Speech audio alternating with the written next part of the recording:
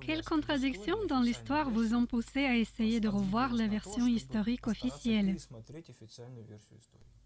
Si nous essayons de pister des sources d'informations, de trouver des traces ininterrompues d'informations fiables, toutes se perdent, s'interrompent dans les années 1610-1613. Ce sont les conclusions de vos anciens travaux, nous le savons déjà. Et qu'y a-t-il avec le XVIIIe siècle? J'allais en parler, oui. Le XVIIIe siècle est de notre côté de la barrière. C'est pourquoi nous ne nous posions pas de questions au sujet de sa chronologie et nous ne nous occupions pas de cette époque, bien que nous étions au courant qu'on avait tenté de falsifier l'histoire même au XVIIIe siècle.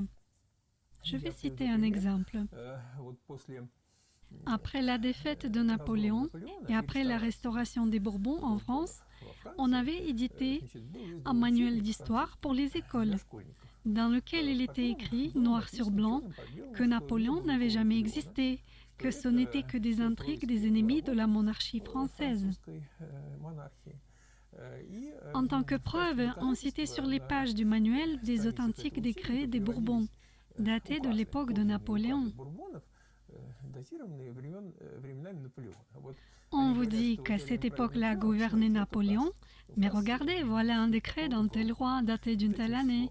On faisait passer cela pour des preuves matérielles. Ça n'a pas fonctionné, car on avait quand même entamé le XIXe siècle.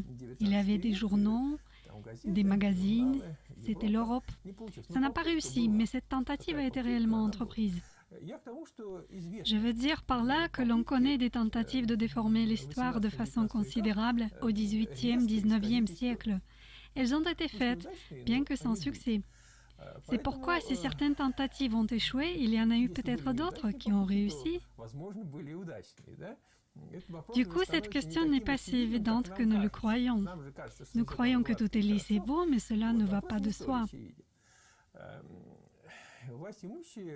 Ceux qui détenaient le pouvoir ont essayé de changer l'histoire, même à cette époque récente.